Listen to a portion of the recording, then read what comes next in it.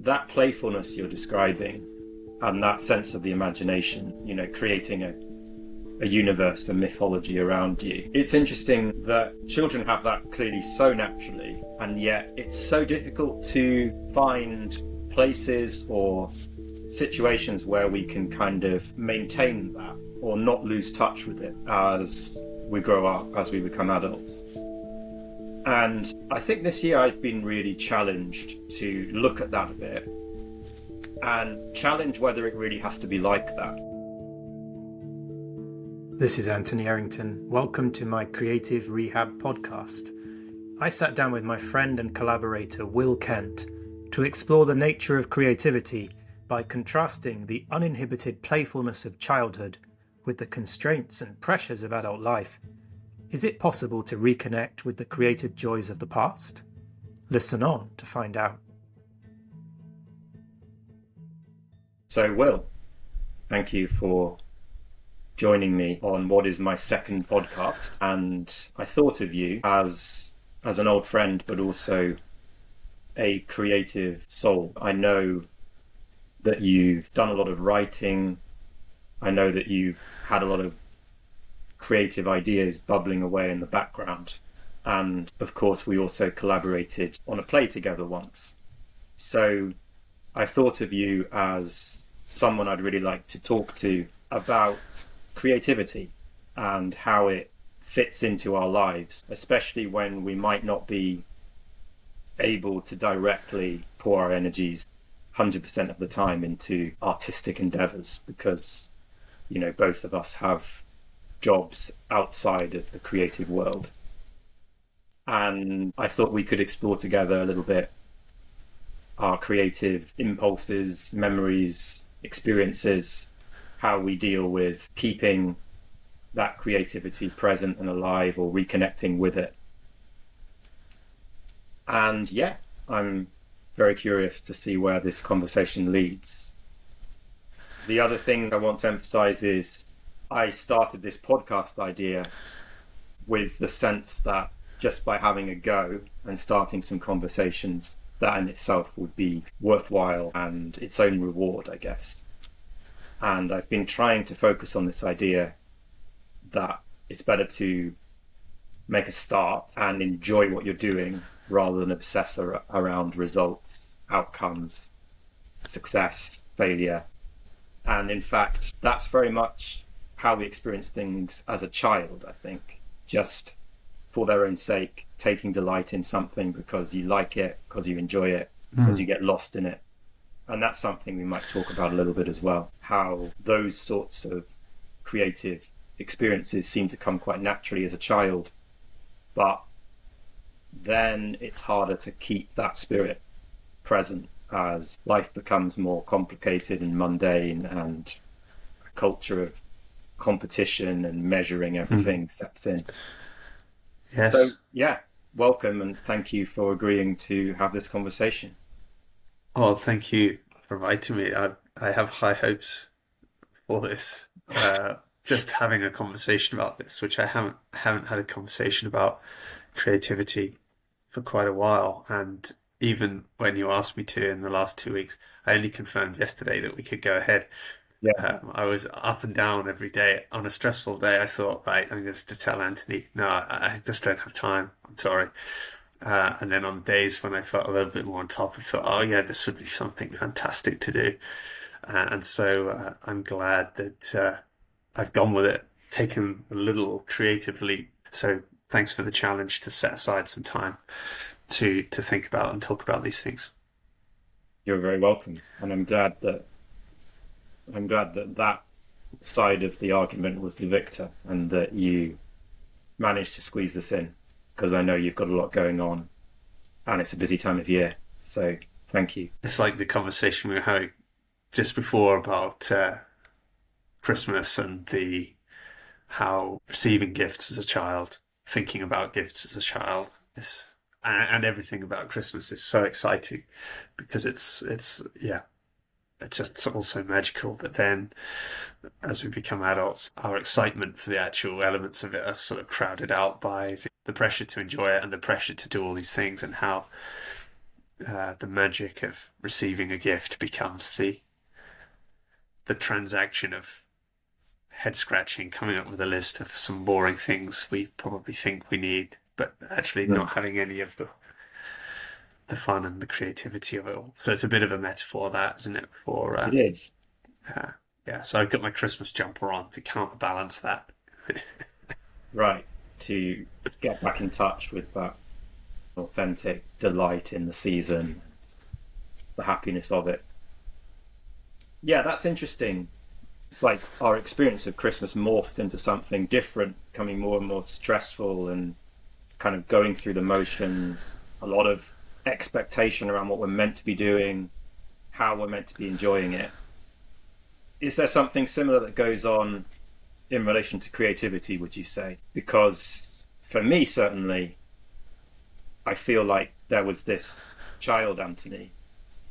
Creativity came extremely naturally. It was like breathing almost. And it was just a obvious choice of how I wanted to spend my time, to sit on the floor and draw some comics, totally lose myself in an experience, this kind of like flow state, not caring 1 ounce about how good my comics were, whether anyone was going to read them, whether my colouring in was neat, just totally present and committed to the thing that I was taking pleasure in.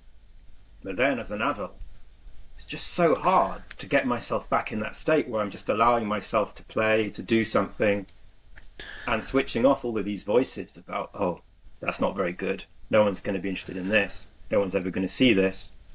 Even if they do see it, they won't like it because it's not as good as this person's work. All of this sort of expectation that how we use our time and the fruits of how we use our time should be good enough or special or successful. So I'm wondering if, when it comes to creativity, there's a kind of parallel with what you were describing around Christmas.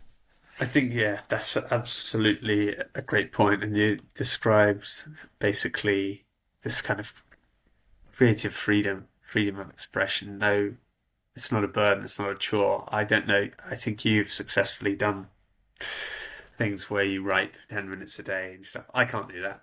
I get to the evening and the discipline to do it. And the fact that we have to talk about disciplining ourselves to be creative, whereas it's the opposite when we're younger. But I think there's lots of factors to it, though, as well. I mean, my friends and I in the countryside growing up, there were some woods and fields that we used to go in, and not only did we build camps and light fires, and once I think we felled a tree with an axe from my parents' garage that they didn't know we'd taken. That's a tangent. It sounds epic. But we also came up with a whole mythology of creatures and different animals and different background stories. And you can creep through the woods hunting a rare mythical creature with no inhibition and no embarrassment. So, but obviously at a certain point in age, you then there's a self-consciousness and you can't do that anymore. Or maybe actually things like video games and Dungeons and Dragons and all sorts of things reconjure some of that ability to do that without being embarrassed or without this self-consciousness stopping you.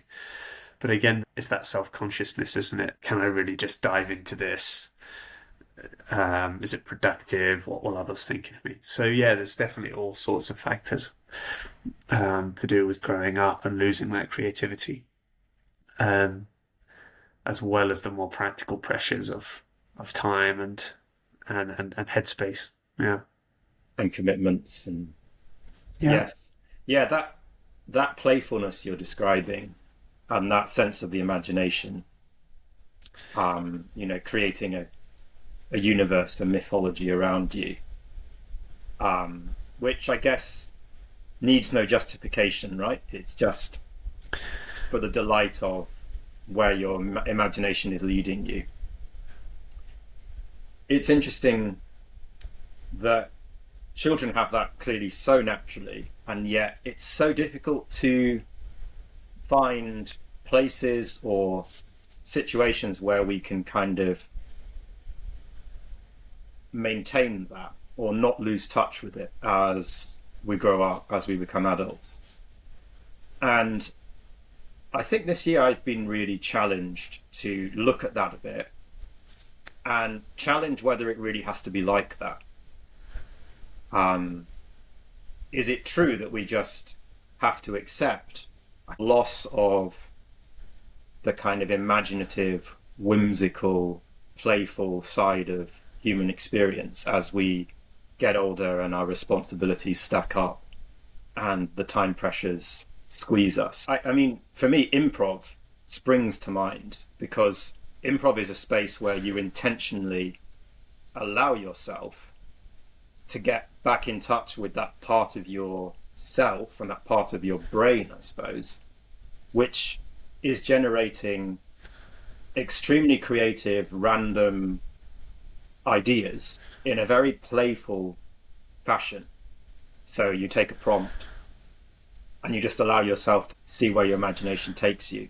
So improv, as I experience it, is sort of like playtime for adults. You know, it's just have some time to get back in touch with that playful, creative, imaginative side of yourself that used to be, I guess, pretty regularly present, but as an adult gets sort of squeezed out. It's interesting how when you talk about things like being with your friends in the countryside, felling a tree, telling a story about what all this means, it makes me think of what goes on a little bit when you do an improv scene and you just get a prompt and you have to kind of take that prompt and fashion a sort of a world or an image or a situation out of it. I think there's it's a great example. It made me think of the very well-known Brene Brown. I think the book was Gifts of Imperfection, and the whole point about the role that shame plays in our lives, be it feeling we always have to be busy or we always have to look a certain way. But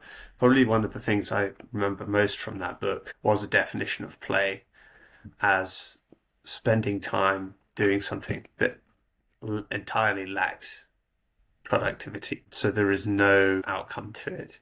It is, on a certain definition, a waste of time, but actually it's a waste of time from the lens of what have I produced, what have I done today. But it's not laziness either. It's not just doing nothing. It's doing something that doesn't serve a purpose, but it's beautiful, and it's actually necessary, I think, for our relationships, for our sense of who we are, some form of creativity. Not that everyone's will be the same.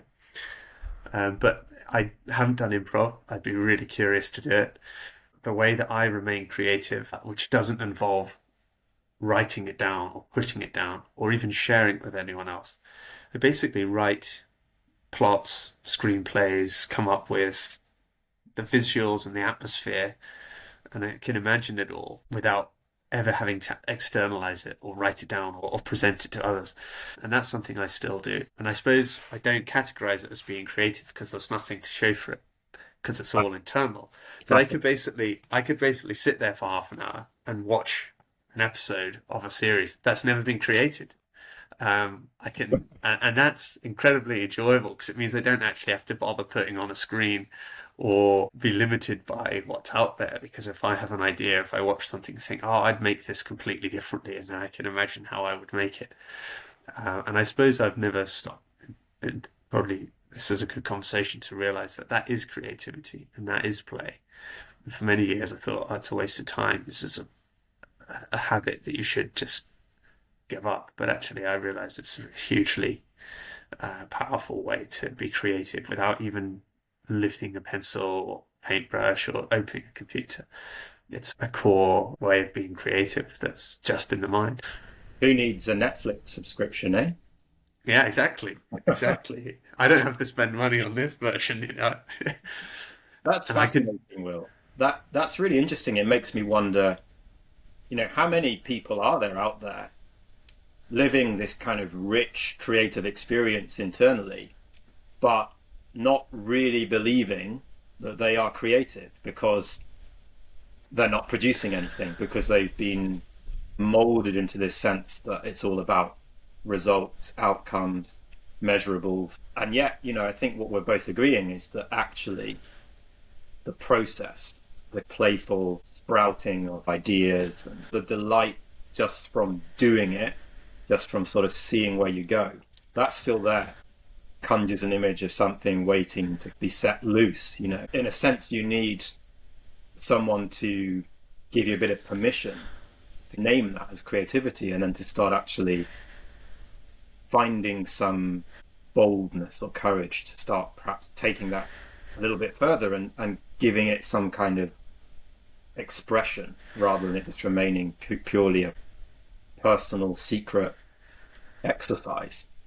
But I wonder if you'd like to talk a little bit about your own creative memories and how this sort of strong creative impulse, which you still have and is still bubbling away a lot of the time, how did that develop, and what were some highlights from childhood perhaps and then into adulthood, sort of that being at work?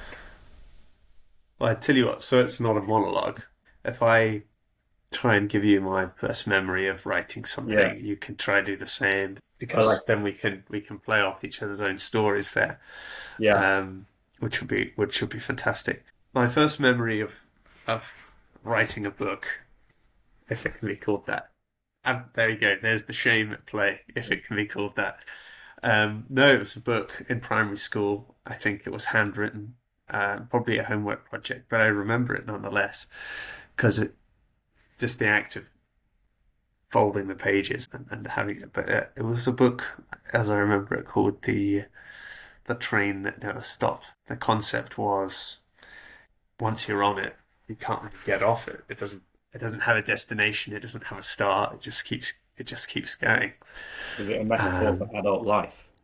Well, I'm sure as a 6-year-old, 7-year-old, I would observe the adults around me and wrote this as a masterpiece of psychological insight.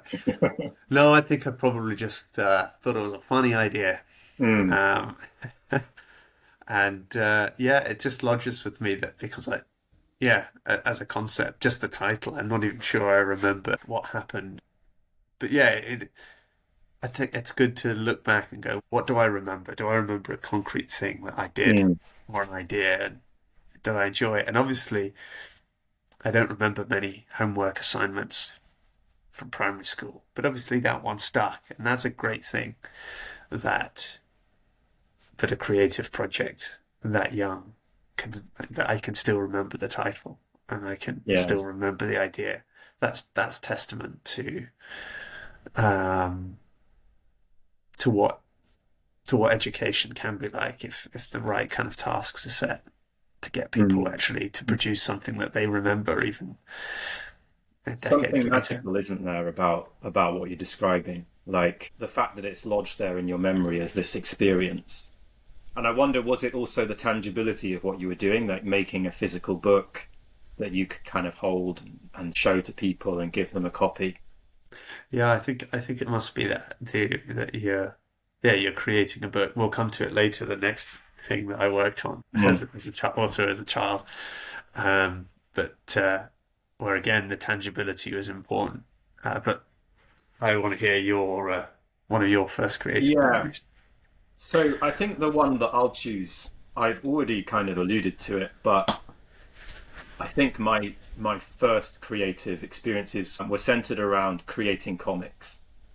And this kind of came, I think, from my dad, because my dad was quite a good illustrator, and he had drawings that he'd done, I guess, mainly as a sort of teenager or, early university student. And he used to do illustrations for kind of university newspapers and things. And he was definitely quite good, but he'd never really kept it up. And it was like this treasure trove from the past. And I remember this massive E2 size green folder full of my dad's comics that he'd made as a child. And I used to go through these handmade comics, and then I started trying to replicate them and make my own. And I was also reading the Beano and the Dandy and, these comics that I'd had a weekly subscription to. So I'd sit on my bedroom floor making comics, creating my own kind of universe of characters who all mirrored the equivalents in the Beano and the Dandy. So I'd copy a character but change a few attributes and give them my own name. So I kind of created a whole world of characters, and I had names for my different comics, and there were different sort of series going on. And yeah, then at a certain point I have a memory of this sort of started to spill over into school as well, because when we did drawing exercises at school, I inevitably just bring my characters in and they'd start cropping up in my schoolwork. And I remember a phase when I was trying to convince all of the other children that they should be making comics as well, and we had this kind of did you have any of these kind of like experiences where you start to try and create some sort of creative enterprise amongst your peers at school? So I remember a few of these. Like, I was always trying to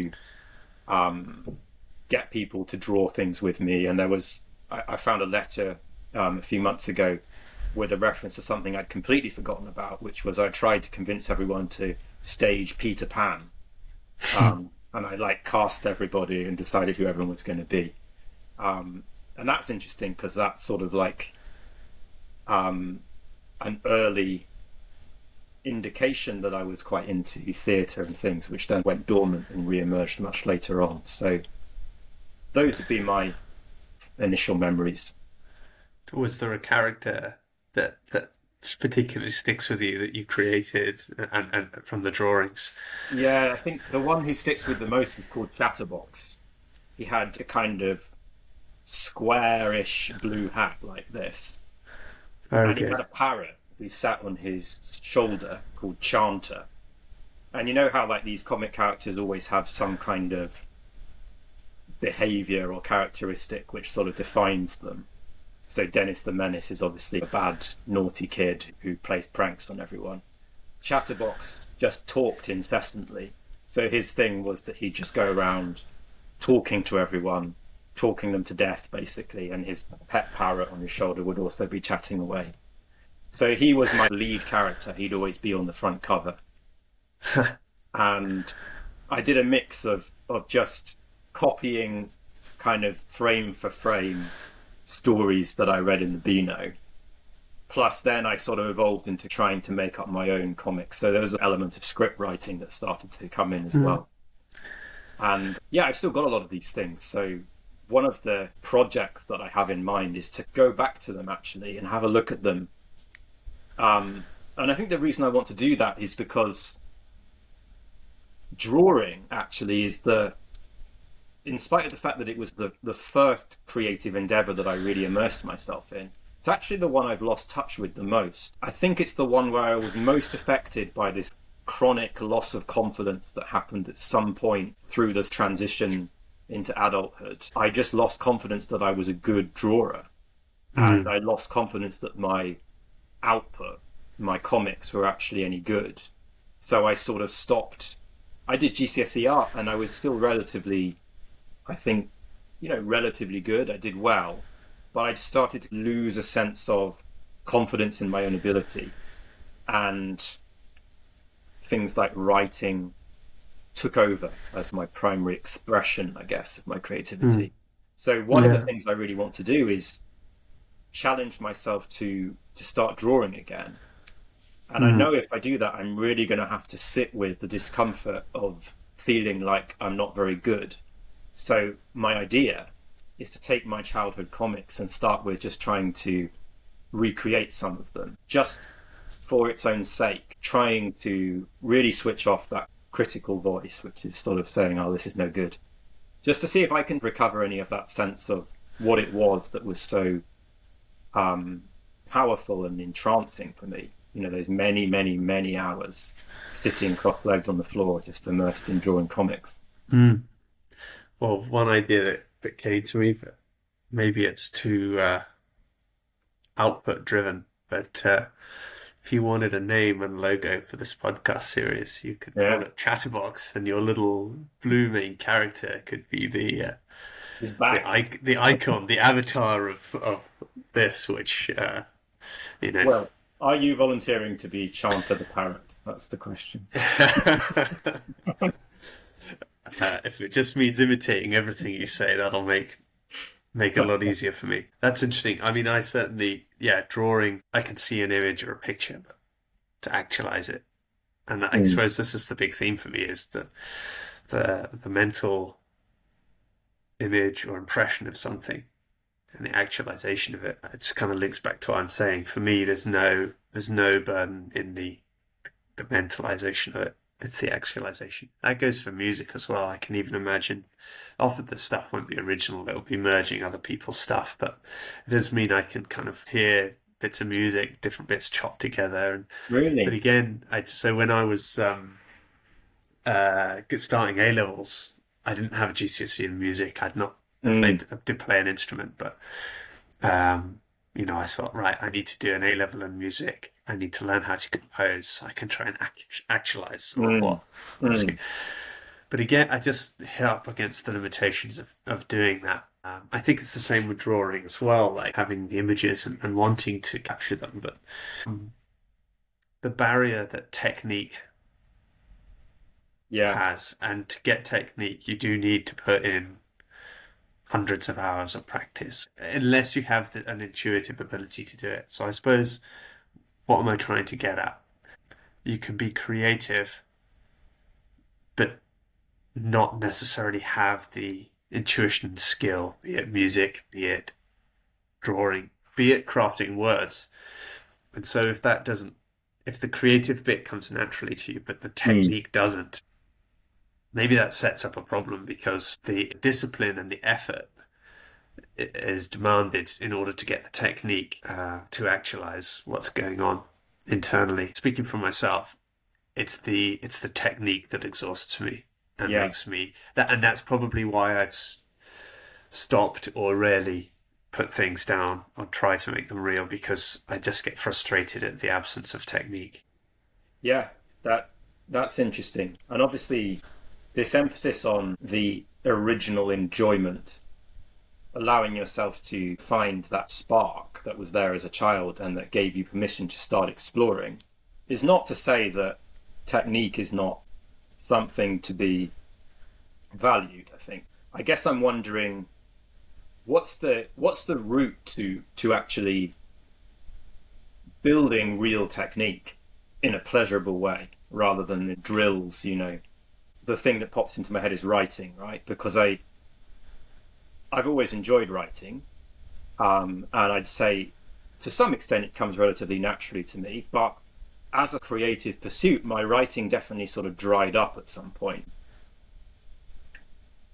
Doing morning pages, which is where I do 10 to 15 minutes of morning writing, has been very helpful, because the regularity of that means that behind the scenes, the technique is starting to kind of develop and cement itself, almost like muscles being exercised and strengthened.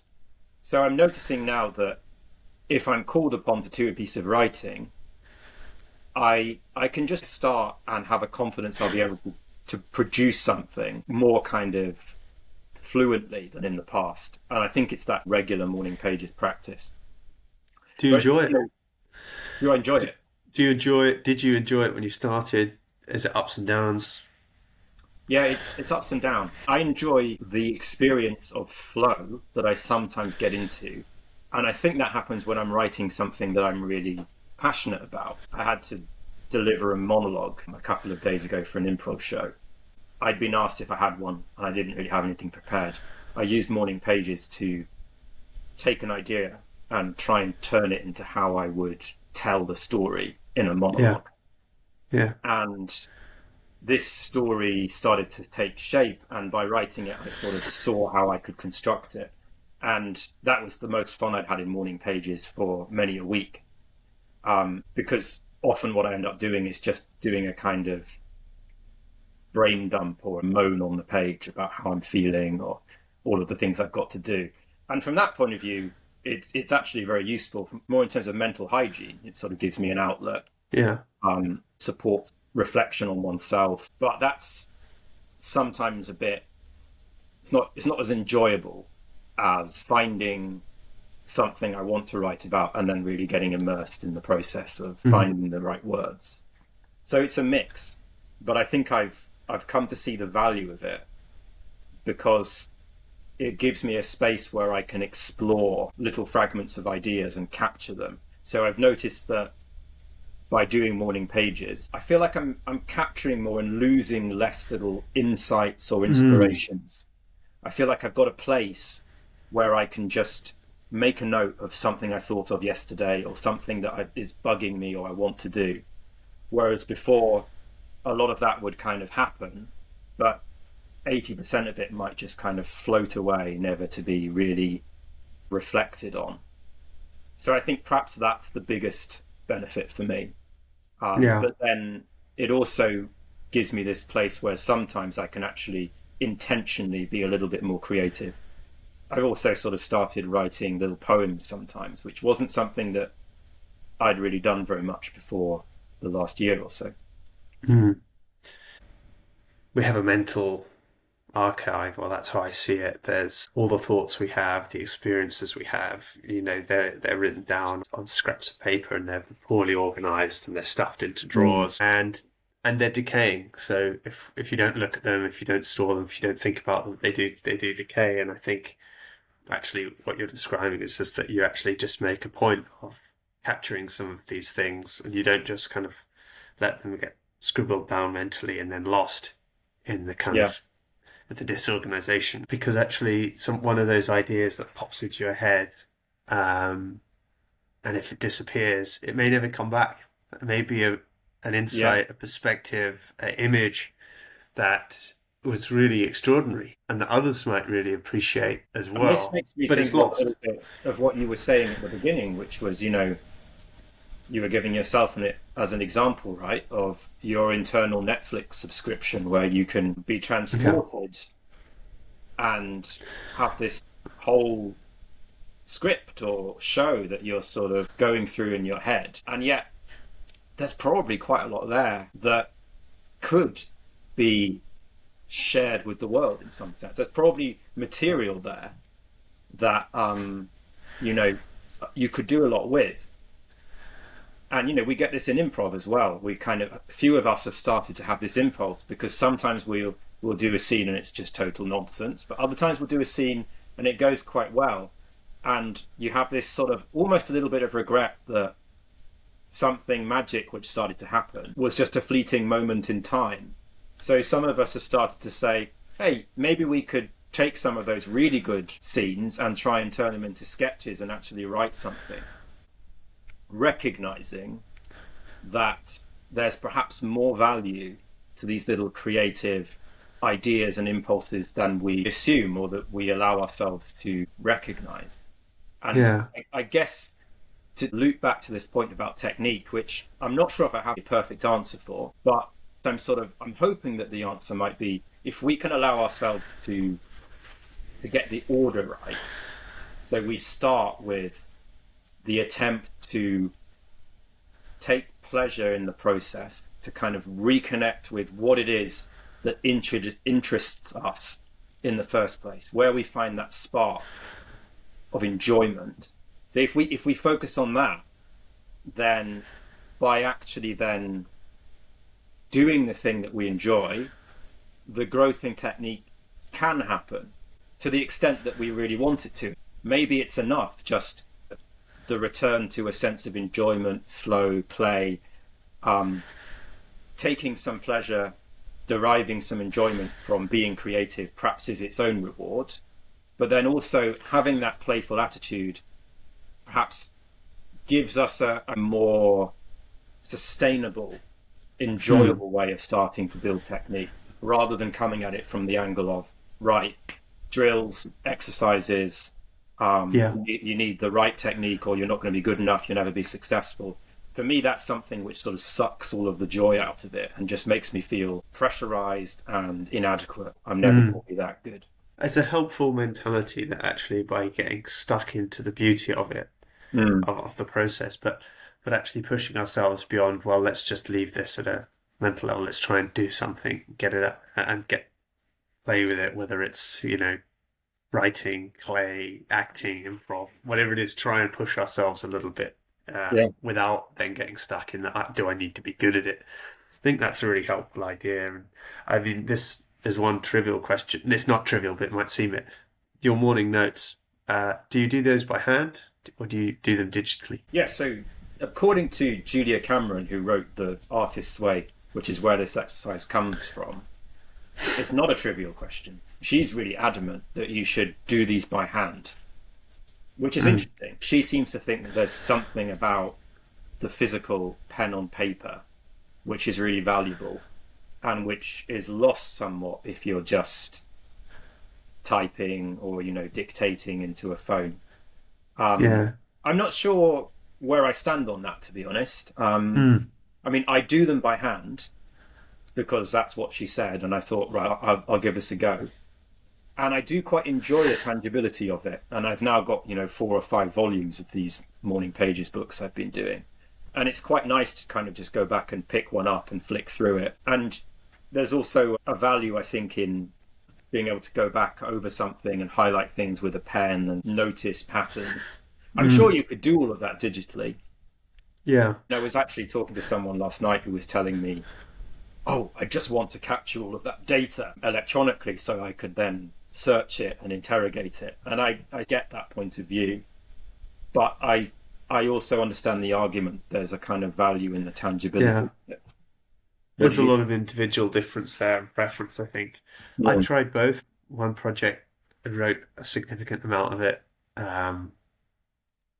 by hand.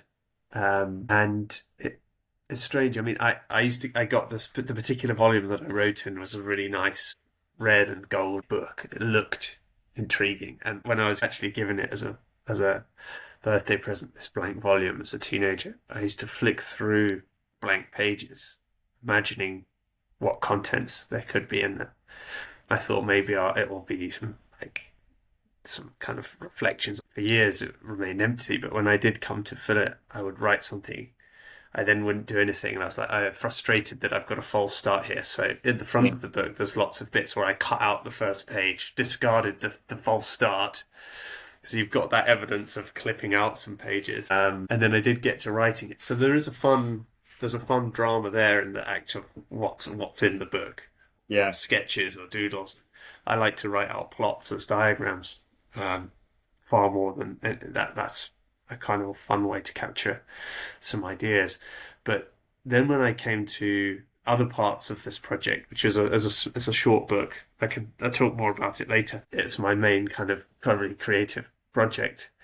I wrote other bits on the laptop, and when it came to typing up the handwritten bits, I found that exhausting to just be transcribing. And I suppose that's where I get back to the rote or boring parts or challenging parts where you're like, well, I want this bit. It's the midsection of the book. It needs to be typed because otherwise I don't have a complete running text. But what I'm hearing from you is don't get put off or stuck by those practical details that are to come. If you want a complete manuscript of a book that stands in its own right, of course, there are some elements, boring, painful, arduous, tiring parts. But you're saying that's if you're thinking about the end product, if you're thinking about the marathon part before you've even started going for a run. Yeah. You're just going to think, forget about it. I'm not definitely not ever going to be able to run that many miles in one go. So I won't bother starting. But I think what I'm hearing from you is get out there, do a 2K run, do a 3K run, enjoy it. Get into it. For many creative individuals, it's natural in childhood, but then something happens whereby confidence is lost, fluency is lost, and there's a shift to a more result-centric mindset.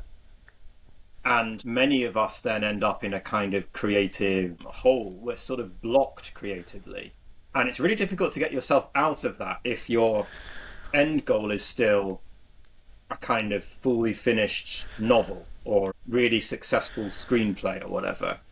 What do you do to get started again? What do you do to recover what it used to be like? that sort of immediate, imaginative, playful, childlike attitude that you had. And I guess my hypothesis is get back in touch with that and focus less on outcomes, and you'll remember what it was like.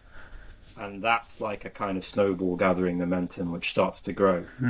Yes. And I think I know that you're a big fan of Iain McGilchrist and yeah. his book on the, maybe say a bit more about that, but the idea that actually all of the stuff we're talking about isn't just ideas. It's probably actually reflected in the anatomy of the brain, and that actually this obsession with outputs and analysing, breaking down and producing is at odds with a more whole and less defined and emotive experience. But maybe say a few bits about that, because I think there's a relevance there. Yeah, that's a very interesting topic that you're right. I'm really interested in. Improv's been very helpful with this, because improv encourages you to let go a little bit of this censoring, monitoring process that often goes on within us. Because in improv, you have to think quickly, and you're given some sort of prompt or idea, and you have to see where your mind goes with that. And what can often happen is something a bit silly or even a bit rude comes to mind. And this other part of your brain is like, can't possibly say that. That's outrageous. People are going to think you're crazy. People are going to be offended. So you can get a bit frozen in this mire of self-censorship. Practicing improv, doing it regularly, has really helped me, I think, to kind of loosen the reins in that regard and become more spontaneous and immediate. Another way this happens is we have this sense that when we're doing improv, we need to be really inventive and funny. So you're like, oh, that idea is very boring. I was asked for a kitchen utensil and I thought of a saucepan. That's very boring. I should be thinking of a 3-pronged frying pan with, spinning discs on the... Do you know what I mean? We sort of think we've got to come up with something original. But you do improv for a while and you realise that you don't need to do anything clever or special. A saucepan is perfectly adequate. We start with a saucepan, and then the next person adds whatever they want to that saucepan. And all you're really required to do is just make a sort of adequate next step or next offer. And the magic happens in the gaps somehow. Together, we start building something funny with these tiny little connections.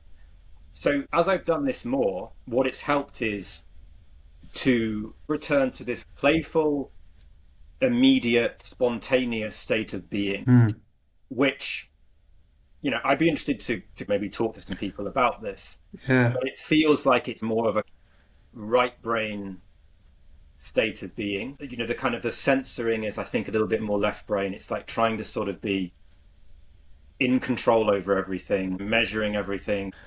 But another kind of right brain principle is seeing the whole rather than the parts. And improv, it strikes me, helps with that as well, because when you're doing improv, you need to be, we call it like being in the moment, but it's about being really attentive to everything that's going on around you and trying to keep in mind the overall sense of what's happening and just respond quickly and intuitively with your gut reaction.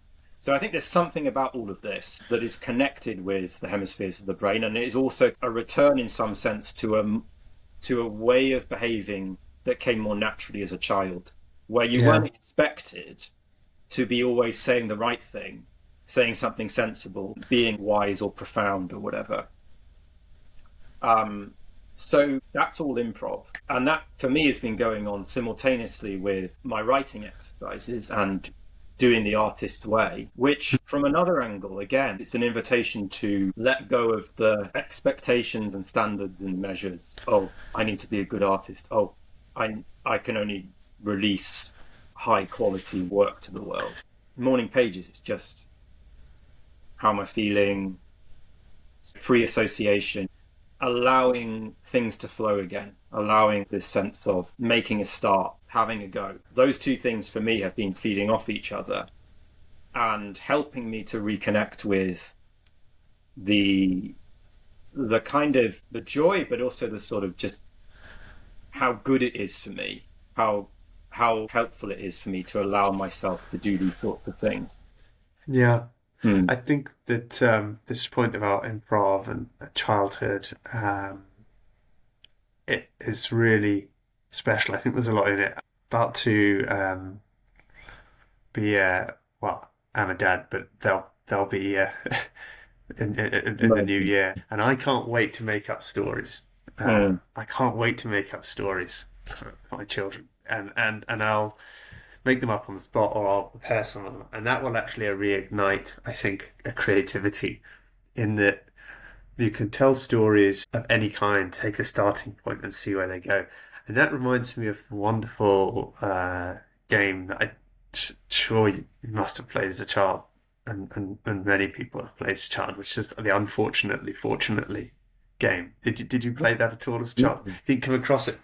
It basically, someone starts a story and you alternate between the group between fortunately this happened and then the next person says unfortunately this happened. So it just provides a basic pattern upon which the improv can take place. So in a way, it sounds much like what you do in improv groups. Very much. And it's children.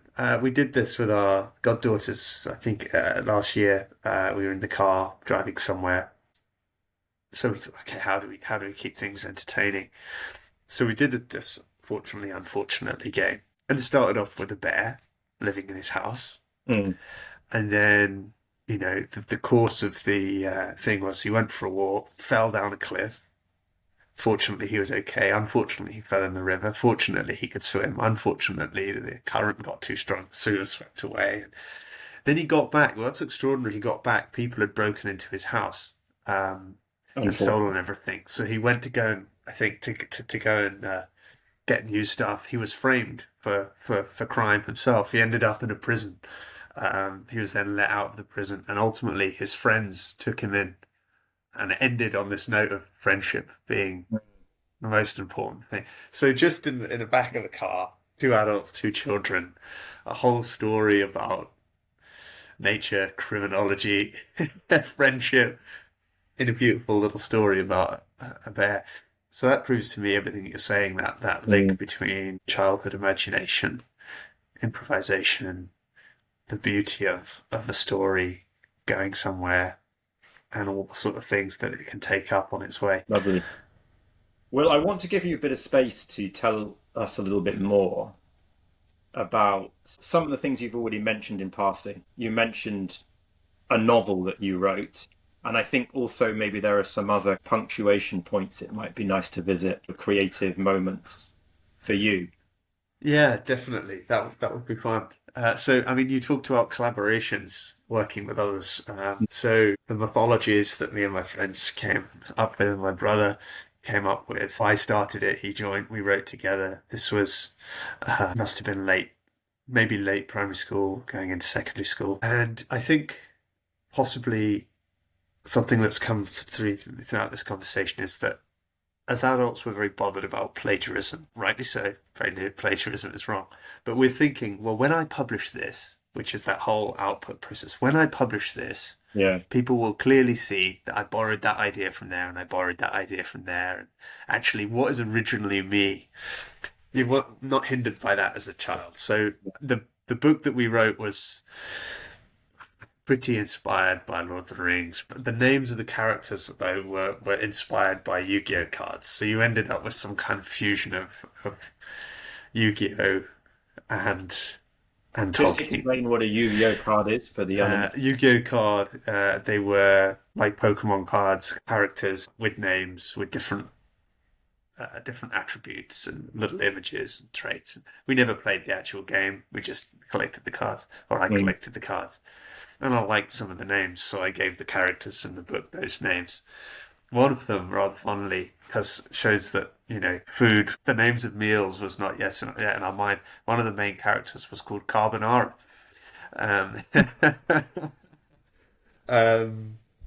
The other one, another one was called Gorges.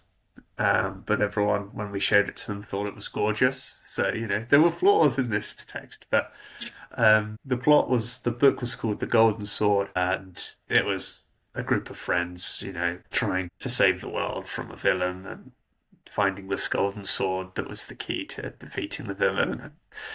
And the key was drawing the map of the land, and the different cities and the different locations and who rules the different locations. And I think map drawing of a type of creativity, because you think about the physical geography, you think about the people, and you think about how they interact. I think one of the characters was Queen Dandelion or something, so sounds like a dandelion. It was a very green, luscious area, so everything was natural, it was garden-like. So you just managed to merge landscapes and maps and names and concepts. And so we wrote that. I think we finished it. We typed it all out and we made it into a printed out book, The Golden Sword. Don't know if somewhere in my parents' attic or something. I hope so. We wrote it again. We tried again when we were older teenagers. We came back to it. How long had passed, do you think? A good 10 years, maybe. This time I wanted to come at it with more sophistication. So this time I had to come up with the origin story of the world and how did things happen. So I needed far more of the backlog, listing whole lines of kings and queens and everything, and how did we arrive at the moment this book takes place. And then we started to write it, but unfortunately that was one of those false starts of writing a few chapters and then not doing it. But it was neat. We did some other collaborations, my brother and I. We were very into the Elder Scrolls video games. It was never not enough for us to just play the game. You had to go and do something. So we tried to shoot a little film, taking some of those concepts. And my brother had made paper mache armor. So we just used home cameras and tried to do some acting, do some filming, use props and stuff. And yeah, it was fun. Again, we didn't finish it, but it was really, really fun to try doing that. But I suppose the project that was more serious, more trying to grapple with concepts and ideas. So I came up with, I remember we as late teens again, it was very easy to hate any modern art. For some reason, we just thought this was ridiculous. Come on, what is this? I don't know, but I just remember it was lodged in our minds that this is ridiculous. So I had this this idea that imagine a group of people were to go into one of these art galleries and to trash it, and I kind of sat with what that animosity meant. Well, what would that be like, And the idea came to me that one, the act of violence would be an extension of the art itself, on one hand. Yeah. So if the art is about, breaking down forms and challenging concepts, if someone were to come in and destroy it all, that in itself would be an extension of the art because it would embody the reaction to it. Right. The artist should be delighted. Yeah. But on the other hand, the motivation for the people doing it was the upholding of beauty. And saying that art is beautiful, therefore we're going to destroy it. And yet the act that they had done was so violent and destructive. They'd violated the thing that they'd set out to do. Yeah. And I just really got carried away by that. Some of those oppositions. And I thought I had how on earth to capture it, because I had none of the idea of how would you go about writing this. I just thought, I'd love to see this. I'd love someone else to write this or do this. But what I did do is write one poem trying to capture that, the idea that for the preservation of concepts of love and beauty, you would end up becoming something ugly, and what is lost in that. So I wrote that and I stored the idea and it sat with me, and I had a number of false starts, but in my early into mid-20s really tried to get a practice of writing it, and I did actually start going and managed to get into a discipline. And I think over about a 4 or 5 year process, I eventually did finish a version of this book. I didn't enjoy it often, but at times I did, and I did enjoy bringing together. it's the process of bringing the concept alive and writing it and thinking of an idea and getting it there and the whole journey of that. So I am so glad that I have done that and I have it there. And the idea that first occurred to me, and I was 16 or 17, over a decade later, I can look at it and go, okay, I created that. That's really exciting. And I haven't really thought or done anything with it for a long while. The process of writing poems to capture particular moments is something that I've done over the years, but it has dried up as well. So again, as I was saying at the beginning of this podcast, I'm excited for the prospect that just having this conversation might reignite some of that interest, because looking back from The Train That Never Stops, The Golden Sword, The Art Society, which was what the book is called, I do really love that process. And even through the ups and downs, if you can come out at the end of it and go, okay, wow, that's something that I made. That's a powerful feeling. Yeah. Yeah, absolutely. I mean, what strikes me about what you're describing is that you had an idea. It's almost like you were struck by this thing you wanted to do. And then over a number of years, that idea just stayed, and you stayed with it. And then you slowly gave it form. And actually what you're describing there is kind of remarkable, because, it takes quite a lot to really commit to something like that and to stay with it for so long, and then to kind of actually see it through. I mean, it's hard to kind of see through an idea, even an idea that you sense is quite good. It takes a lot of discipline and effort, and I'm full of admiration actually that you did that. I mean, I haven't read the story. I'd be quite interested to. I'll send it your way after this podcast if you want. You can. But I think just the fact that you showed that kind of resolve and you saw it through is really admirable, actually, and quite inspiring for me, because I'm the kind of person who, my creative life feels like a game of ping pong. It's just sort of like stuff flying all over the place. And, I can point, I suppose, to some concrete end results. And, we've also been talking about, in a way, the pitfalls of having that mentality of sort of needing to be results focused. I have a lot of admiration for sort of that focus on a project and seeing it through over a long period of time. I think that's something to be applauded. Yeah, and I know that the moment that we discovered our shared love for this kind of thing, obviously was editing a text and trying to adapt the Grand Inquisitor from Dostoevsky's Brothers Karamazov into a play, and that was for such a dense kind of monologue heavy piece of writing, but with such a core that is a dialogue. It was a lot of fun, wasn't it? And actually sitting around a dining room table with the book, and with a computer, and editing the text, and together thinking about through different passages, and how could we capture the dialogue of this? How could this be staged in a way that has the symbolism and stuff?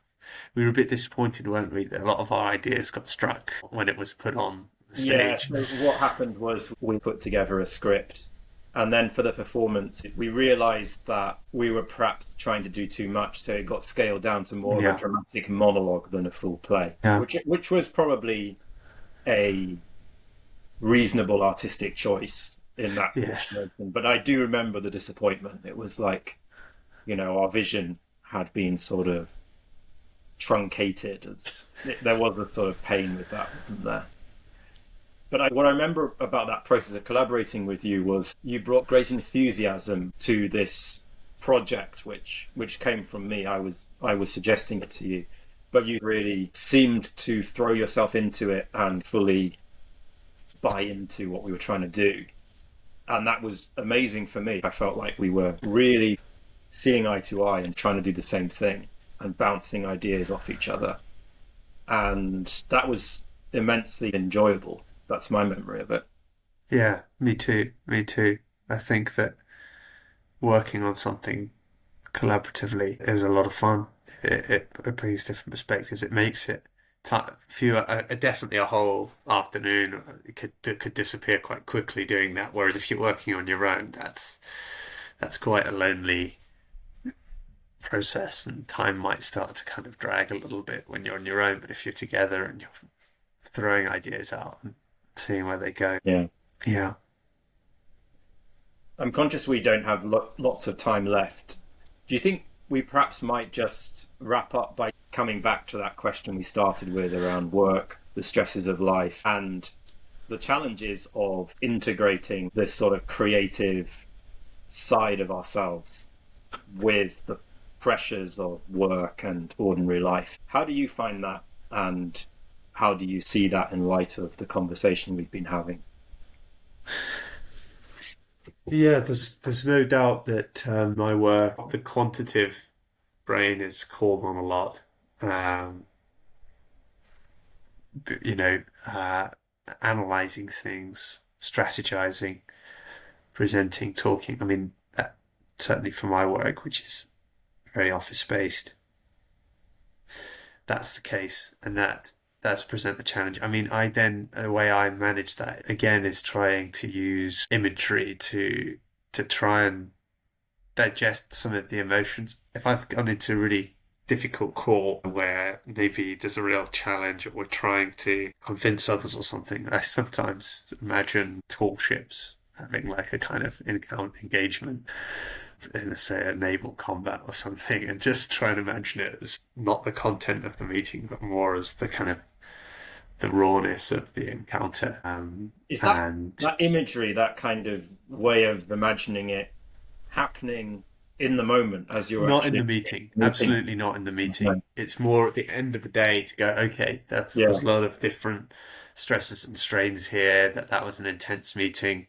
I want to capture somehow the idea of a team meeting another team and being engaged in some action whereby, you know, the manager is the admiral, everyone has to interact. I don't do that all the time, but it's a way of trying to capture some of the unspoken of a meeting and capture it in an image or something.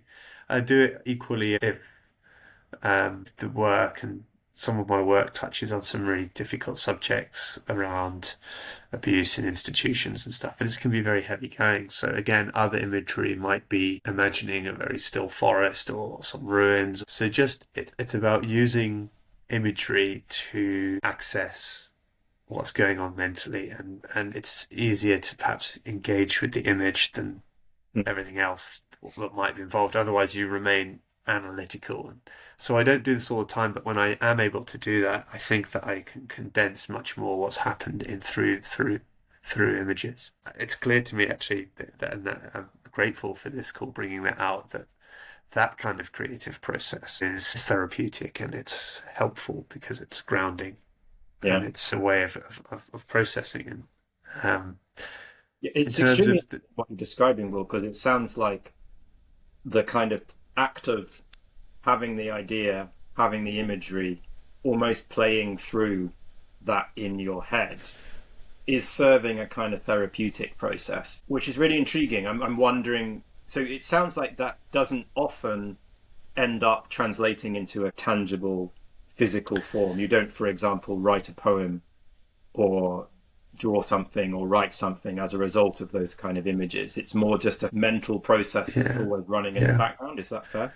Unless the image is persistent and particularly powerful and sticks, then maybe I might think, okay, how can I then actually capture something of that? So it's not completely impossible that leads to something creative in terms of producing something. And there was one difficult year work-wise where I was working in a parliamentary context and really found it very difficult. So I went through all this kind of transitions emotionally and tried to capture different moments of that in poetry. And actually that year was probably when I did most poetry. So I kind of put them together as a bundle and called it A Time of Transitions.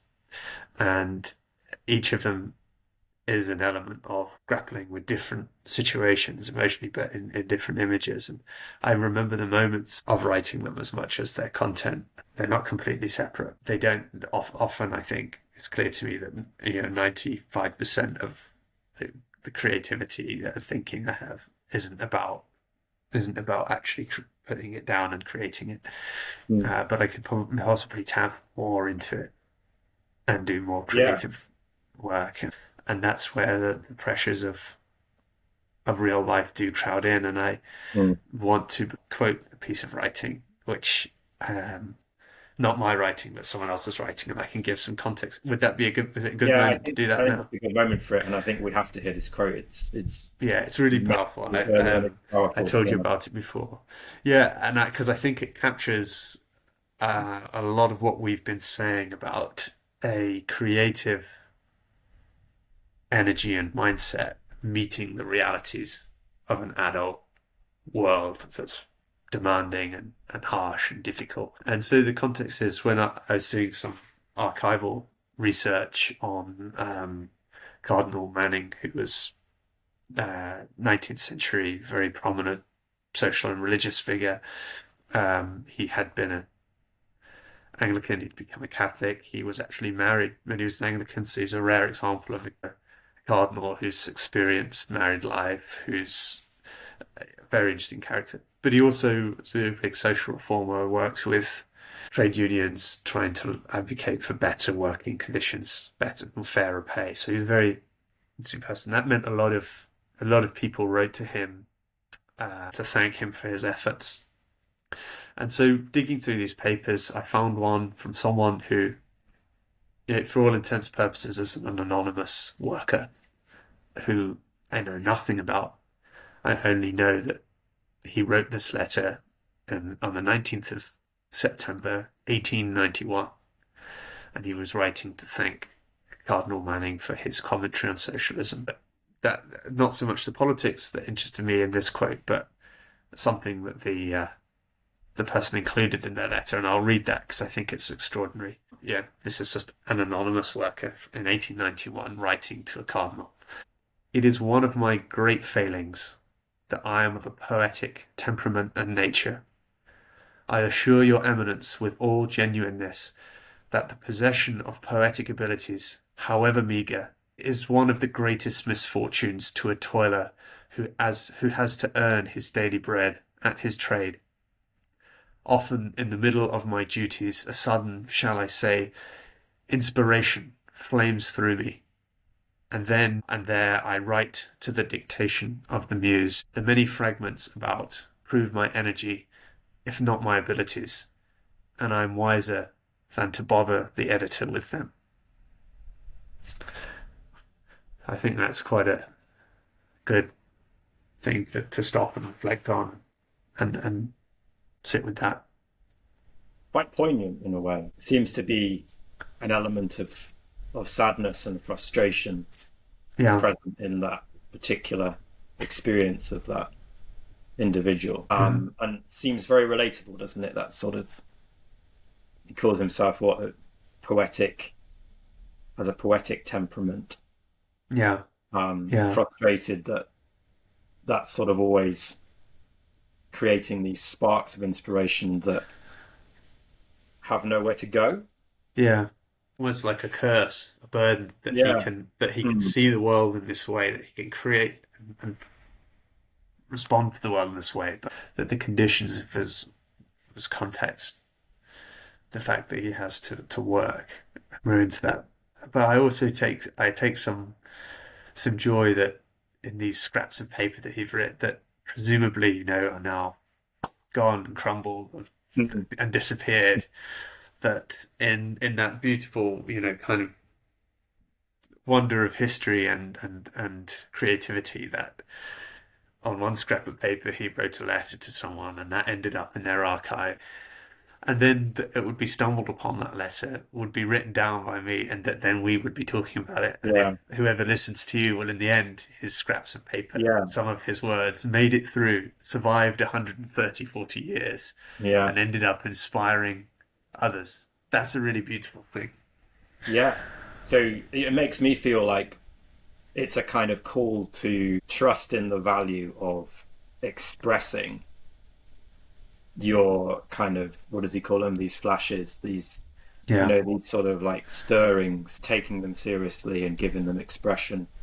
And there's something powerful and maybe contagious about that in terms of its sort of ripple effect.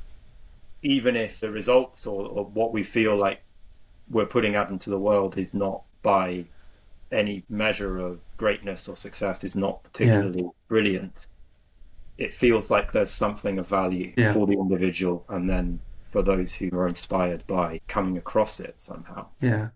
And I think there's a lesson. Keep the scraps of paper, keep the fragments, put them in an envelope and seal them up and put them in your storage space, and write letters to people and put your words and your drawings and your ideas out there. Either others will stumble upon them or you'll stumble upon them. And like your dad's, comic book drawings. If you're clearing through your house one day and you pull out something and some paper falls out of it and it's some drawings you did, the absolute enjoyment of remembering drawing them, seeing them, thinking, oh wow, they were just tucked away somewhere. I think, the pages I cut out the front of my book and discarded because they were false starts. Keep all the false starts, keep all the notes, keep the ideas, because one way or another, they tell their own story and they can be enjoyed. I agree. And I kind of also feel, it's maybe cheeky of me, but I feel inspired to encourage you to maybe jot something down or give some kind of expression to these images and ideas that are clearly bubbling away. I feel like Netflix is overrated, and I'd like more of the Will vision out there. Challenge accepted. I think in the early hours of the morning with a newborn, I can perhaps, in the stupor of lack of sleep, maybe will lead to some really poignant ideas. Yeah. I don't mind whether it's written down or typed or dictated into a phone. I've just been struck by what you're describing for yourself, which is this rich reservoir of imagery and ideas that come to you, musical things as well. Just feels to me like there's a lot there which could be tapped into and shared with the world in whatever form. Challenge noted. I don't know if it's accepted. It's certainly noted. Great. Well, Will, thank you. This has been really enjoyable, and I feel like actually we've opened up quite a few little avenues that I'd love to explore further. I've enjoyed it a lot and found it very thought-provoking and stimulating and inspiring. Me too. Thanks for taking the initiative of getting folks in the room or on the camera and just talking about these things, because I think you said in your first podcast, actually, there's an art to doing that even if you never edited this and saved it, it's an hour and a half incredibly well spent. I agree. Thank you. Thank you.